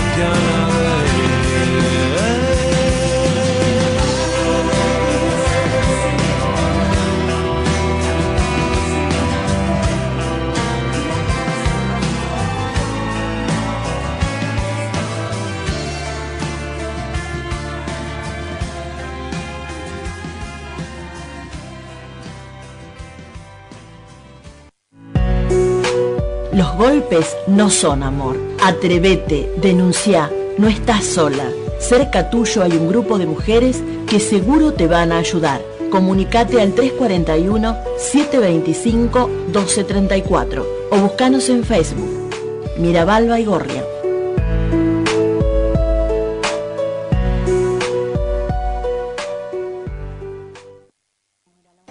El acoso sexual es una de las muchas manifestaciones de violencia laboral. Nadie puede obligarte a tener sexo para conservar tu trabajo o para lograr un ascenso. Existe una ley, la 1010, creada en el año 2006, que te protege. Y en el Ministerio de Trabajo hay una oficina de asesoramiento sobre violencia laboral.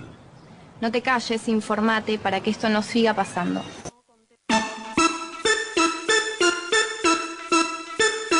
Está todo ok.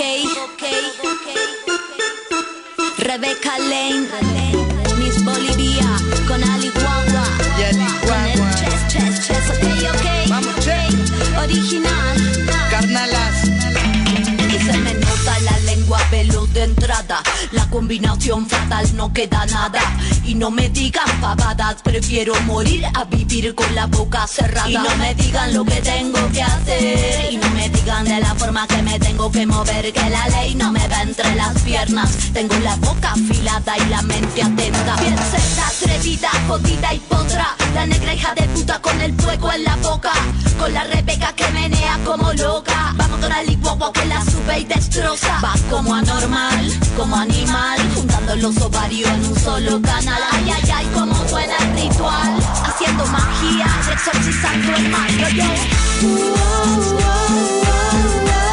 libre, atrevida y loca, y con el fuego en la boca. Muy bien, seguimos en XX, un programa genéticamente femenino. Y bueno, conmemorando la próxima fecha del 2 de abril, es que decidimos traerles a ustedes un poco de información sobre las heroínas de la Guerra de Malvinas, esas mujeres invisibilizadas, esas mujeres de la que la historia no te cuenta nada. Y para hablar de ellas y de otras tantas mujeres de la historia es que tenemos a Norma Jiménez con nosotros al teléfono, quien nos va a hacer un poco un desglose de lo que son las mujeres en la historia y las mujeres guerreras que siempre nos invisibilizan. Hola Norma, ¿cómo estás? ¿Qué tal, Ariela? ¿Cómo te va? ¿Cómo les va a las 3? Las estoy viendo por YouTube, así que salen divinas ahí, tomando mate. Hola, yo también Normita. estoy tomando mate. Sí. ¿Qué tal? ¿Cómo andan? ¿Bien? Bien, por suerte, acá en el programa estamos, como vos decís, tomando mates y como siempre relajadas, venimos a traer un poquito de información de género que por ahí falta en el aire radial de las zonas, por lo menos de la zona del cordón industrial, nos falta bastante.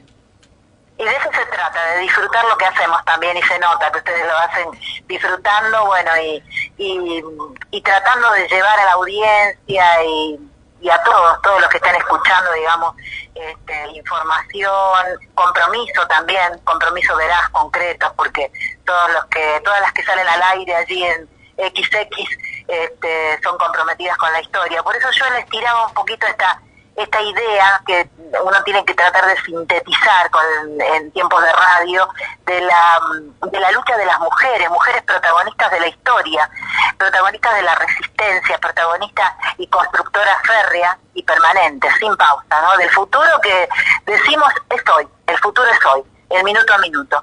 Y las mujeres estamos en esa lucha cotidiana. No sé, se me ocurría viendo a través de las redes, bueno, y este bombardeo permanente de información, los hechos acaecidos ayer en Palestina, ¿no? Matanza que hubo, ahí se cuenta 16 palestinos muertos, entre ellos hay mujeres seguramente, y hay 1.200 heridos. Bueno, ¿por qué no vamos tan lejos, no? La lucha ya permanente de las mujeres palestinas. Hay una lucha férrea de las mujeres que van a la vanguardia, digamos, van al frente con toda esta lucha por las tierras, por su dignidad.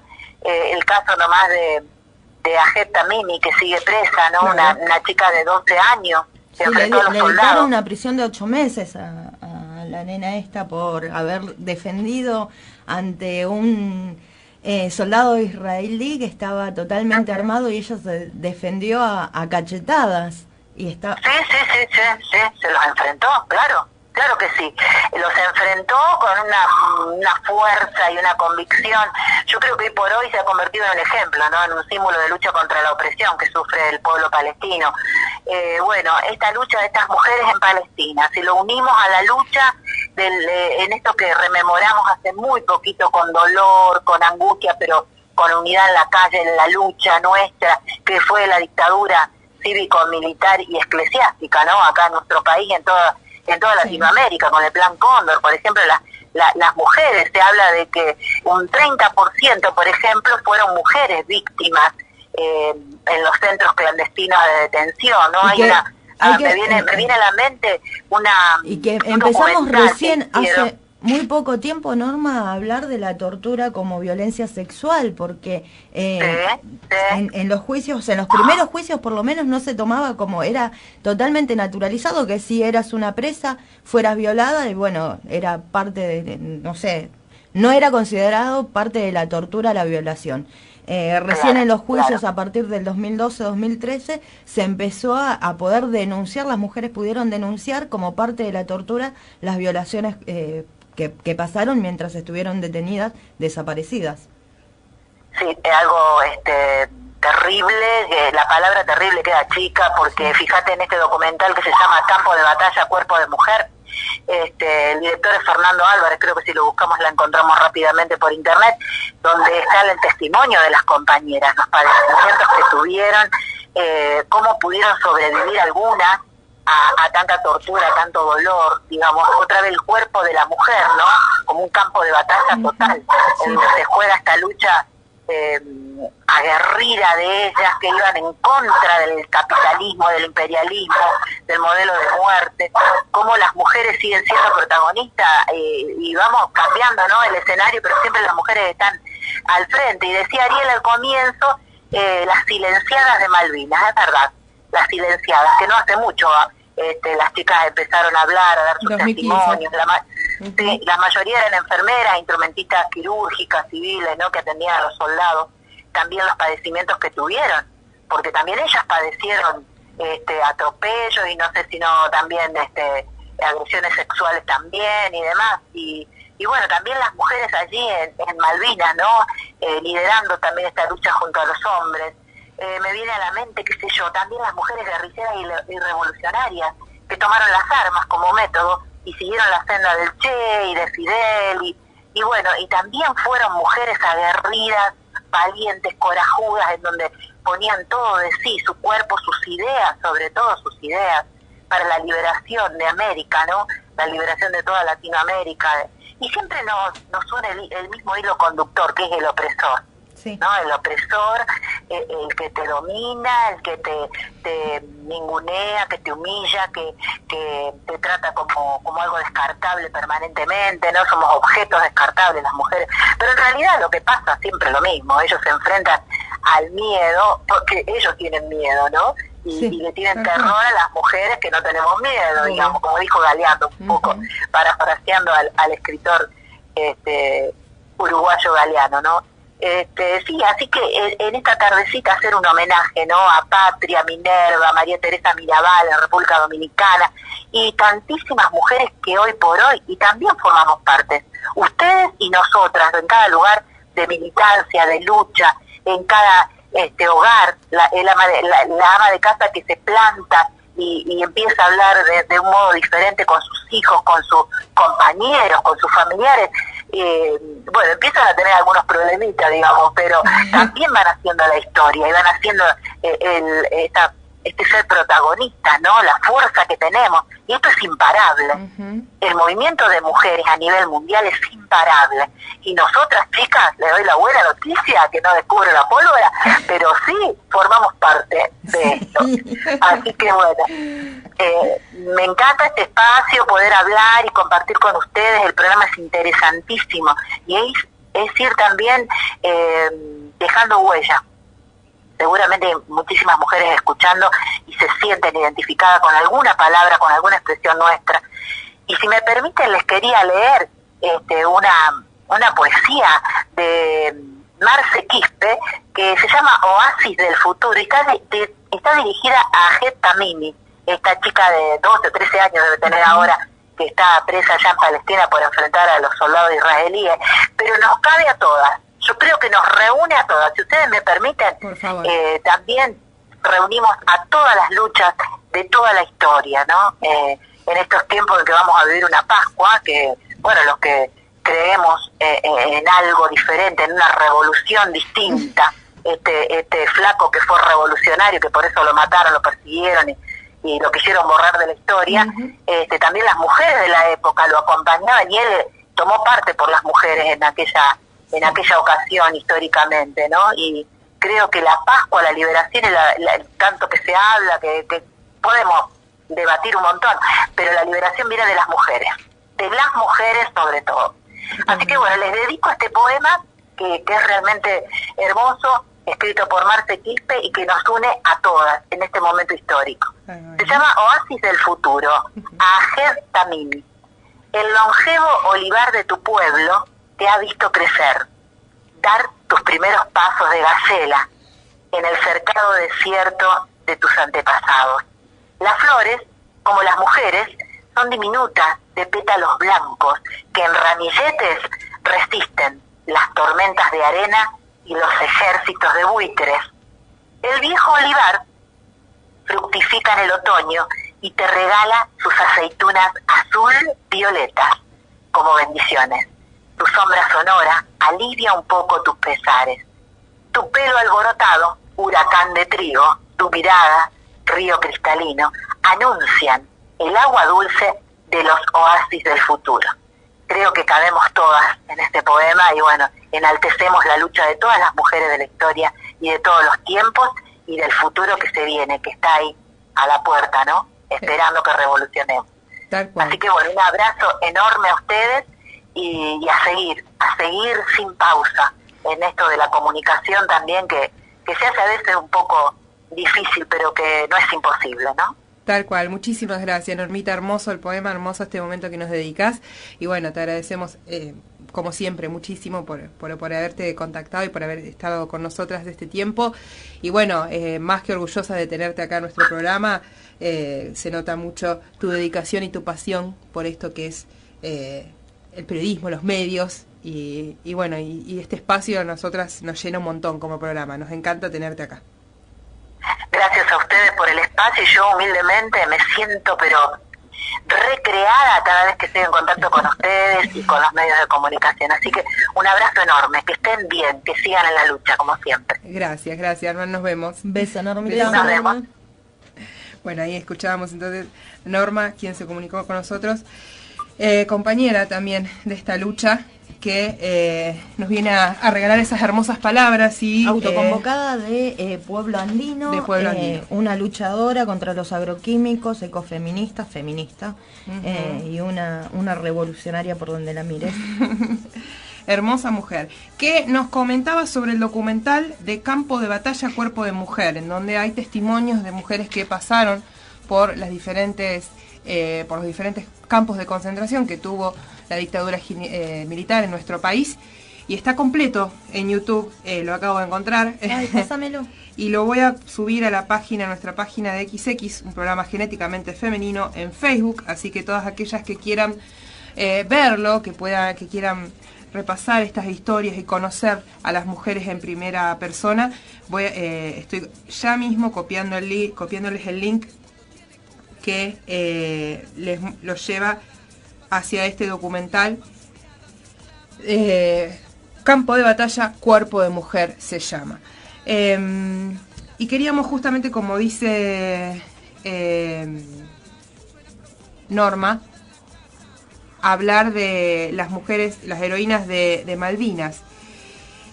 Hay un estudio de la Universidad de La Plata que también voy a estar compartiendo con ustedes, y un libro que salió que es muy lindo, que habla justamente sobre la historia de estas mujeres, que está disponible en PDF. Yo lo pude bajar y también se los quiero compartir porque justamente habla sobre las historias de estas mujeres de Malvinas, de mujeres como la vicecomodoro Mónica Rodríguez, directora de la unidad docente de enfermería del Hospital Aeronáutico Central, quien en el 2017, por ejemplo, comentó cómo fue su experiencia en Malvinas, junto a otras 13 mujeres que brindaron la atención médica. Estaba en Comodoro Rivadavia cuando les dijeron que había que desplegar al sur, y no sabíamos a dónde. Al finalizar la guerra, no recuerda cómo la recibió su familia. Contó cómo era la atención y sus sensaciones posguerra. Es a ella a quien vamos a estar escuchando en este preciso momento, en un audio que de una entrevista que le cedió a una de las radios justamente de Comodoro Rivadavia, en la que vamos a estar escuchando en este preciso momento. Yo ingresé en la Fuerza Aérea en el año 1981. Al poquito tiempo de ingresar a la Fuerza Aérea, nos tocó al año el tema de Malvinas. Yo estaba destinada, como estoy actualmente, en el Hospital Aeronáutico Central, y allí recibimos la notificación de que había que desplegar al sur. No sabíamos a dónde, había que desplegar al sur. En total fuimos 2 comisiones a Comodoro Rivadavia, después nos avisaron dónde. Una primer comisión fue la que desplegó y llegó a Comodoro y desplegó el Hospital Rubicable. El Hospital Rubicable estuvo allí durante todo el conflicto en Comodoro Rivadavia, y no fue llevado al continente por una cuestión, a Malvinas por una cuestión de logística. Entonces quedó así en el continente. Un grupo de enfermeras y enfermeros, hombres y mujeres, desplegaron allí a Comodoro y armaron el Hospital Rubicable. Mónica, muy jovencita, ¿no? Me imagino, si entró en el año 81, ya en el 82 tuvo que intervenir en el conflicto. ¿Qué edad tenía? 26 años. Claro. Claro, nosotras entramos a la Fuerza Aérea ya con el título de enfermeras o de licenciadas en enfermería. Claro. Y bueno, sí, éramos jóvenes y aparte casi sin experiencia en la fuerza, ¿sí? Por ahí teníamos experiencia en nuestra profesión de haber trabajado en hospitales, pero no dentro de la Fuerza Aérea y mucho menos en una guerra, ¿no? No sabíamos lo que nos esperaba. Claro. Así que bueno, partimos hacia allá. A mí me tocó llegar a Comodoro Rivadavia con un grupo de compañeras el 27 de abril. Y tuvimos el 1 de mayo el bautismo de fuego de la Fuerza Aérea. Claro. Que bueno, para nosotros fue muy tocante y fue cuando empezamos a recibir los primeros heridos, ¿no? Allí, en el continente. Bueno, ¿qué recuerda de esa situación, no? Porque me imagino recibir a compatriotas heridos de una guerra no debe ser nada grato, ¿no? Por un lado también la impotencia que se debe sentir, ¿no? Porque más allá de esta cercanía también estaban lejos del lugar donde se estaban produciendo los hechos. Digo, que se sentía, que se podía hacer por entonces. Lo primero que pasaba era que todos los heridos los recibíamos a la noche, porque los cruces se hacían a la noche a la isla. Entonces, como para no ser detectados, se volaba de noche. Entonces los heridos llegaban tipo 1, 2 de la mañana, y en ese horario era que uno tenía que estar despierta, o si se iba a dormir, bueno, estar atentas para salir en el momento que sonaba la sirena para ir a buscar los heridos. Claro. esto de cuando llegaban los heridos, era como que estábamos divididos en dos grupos. El hospital estaba muy cerca del aeropuerto, estaba en el aeropuerto más precisamente, entonces se habían dividido dos grupos. El primer grupo atendía en el hangar y atendía todo lo que era pie de trinchera, que era una de las patologías más comunes que traían los soldados. Claro. Y la gente que nos quedábamos en el hospital atendíamos a los heridos más graves. Ajá.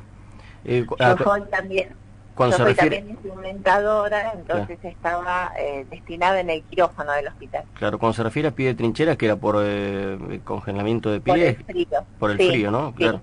Claro. Claro, porque el personal estaba mucho tiempo dentro de los pozos, con agua, con helada, con frío. Agua y tierra y el frío, y bueno, y a veces no se podían cambiar tan asiduamente las medias y los borceguíes, y eso producía esto, pie de trinchera. Bravo, así que es un poco el congelamiento de los pies, ¿no?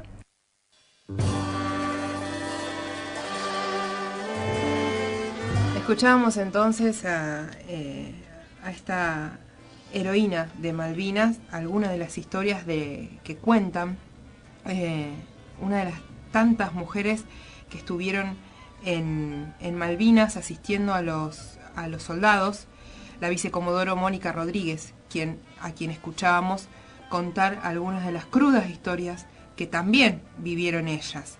A nivel político y social, ellas fueron desamparadas, no solo durante el régimen militar, sino también en los regímenes democráticos. En la conciencia nacional priman los excombatientes como protagonistas, dejando a un lado las mujeres que participaron desde su rol, cual sea, ¿no? Porque dice acá pasivo, porque no estuvieron al frente. Sin embargo, ellas estaban al cuidado de esos soldados, entre comillas, porque eran pibes que mandaban sin conocimiento alguno, sin arma alguna, los mandaban como si fueran a dar un paseo. Planteamos la necesidad de mostrar lo que significaron las mujeres durante las guerras de Malvinas. En función de esto, el proyecto de investigación se centrará en la historia personal de las enfermeras de la Guerra de Malvinas antes y durante su desarrollo. Les estoy contando lo que es la introducción a el estudio de la Universidad de La Plata, que se llama Heroínas de la Guerra de Malvinas, estudio que voy a estar compartiendo también en nuestra página XX en Facebook. Pocos y casi nadie las recuerda. Sus historias fueron y son silenciadas como consecuencia de la insistente desmalvinización que los gobiernos buscaron instaurar. Cada una de ellas tiene una historia particular que merece ser contada, destacada y difundida. Ellas son las mujeres de la Guerra de Malvinas, veteranas que sufrieron las mismas secuelas que los excombatientes y que de a poco están empezando a contar sus vidas. Ellas son partes de nuestro testimonio histórico. Ellas merecen ser escuchadas y reconocidas. Ellas son las heroínas anónimas. Así introduce este estudio de la Universidad Nacional de La Plata una de sus tantas escritoras, quienes, lograron formar este escrito muy interesante y cuenta muchas de las historias que estuvieron sucediendo, como la que acabamos de escuchar, y obviamente cuenta la desatención que hay, la falta de reconocimiento que hay hacia estas luchadoras, quienes estuvieron en este lugar también padeciendo básicamente todos los abusos que hubo desde el gobierno militar y bueno, obviamente y los posteriores, estaban en guerra. Porque, exacto. En democracia también fueron invisibilizados todos los excombatientes. Recién después del 2003 podemos hablar de un reconocimiento a los sobrevivientes de esa terrible guerra impuesta por el gobierno militar en un manotazo de ahogado para mantenerse en el poder cuando ya no tenían más posibilidades. Recién después del 2003, como decíamos, pudieron ser reconocidos como héroes de guerra, no solamente los combatientes que murieron en las islas, sino todos los que se suicidaron a causa de la guerra, porque nunca tuvieron una contención psicológica, una contención estatal desde su vuelta siempre fueron vistos como los que perdieron Malvinas. Como si fuera posible que estos pibes de 18 años tuvieran tremenda responsabilidad. La responsabilidad siempre fue de los locos trastornados que nos mandaron a la guerra por un poco. Y que armaron todo ese circo de la guerra por una conveniencia política junto con la Dama de Hierro. Que, o sea, fue toda una conveniencia política, fueron totalmente serviles a los imperios, como el Imperio Británico, que le sirvió muchísimo esa guerra para sus propios intereses políticos. Entonces, sabemos que los imperios se manejan en base a las guerras. Y tarados como estos que nos gobernaban, bueno, son serviles a todo eso. Cagándose en su propio pueblo y ellos mismos atentando contra nosotros. Hablando del respecto, mañana 19 horas es el acto de Malvinas aquí en la Plaza 2 de Abril. La vigilia por los combatientes, va a estar a cargo de los combatientes, se va a hacer en la Plaza 2 de Abril, que es la placita que está al lado del Correo. Claro, el Correo Argentino. Y a las 19 horas el acto que van a estar haciendo los excombatientes de Malvinas. Si llueve, se hace en el Centro de la Juventud.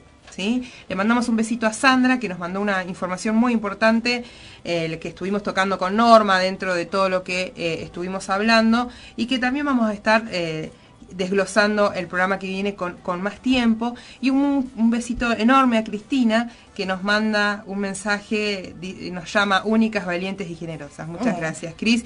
Y nosotras te recordamos a vos y a todos los que nos escucharon, que recuerden. A Elcita, que está ahí, nos felicita siempre por el programa. Queremos mandarle muchos besos. Y a Franquito. Franquito y Ángeles, un abrazo enorme. Que ya los habíamos saludado, Franquito, pero ahora sabemos que estás del otro lado, entonces queremos volver a saludarte por esta paternidad. Bienvenida. Y que sean muy felices, obviamente. Exactamente. Bueno, un besito a María Luisa, también nos está escribiendo que nos escucha y que nos ama porque le gustó mucho el programa. Así que, bueno, un abrazo a todas ellas y todas ustedes recuerden que las queremos libres, lindas y locas. Hasta el sábado que viene.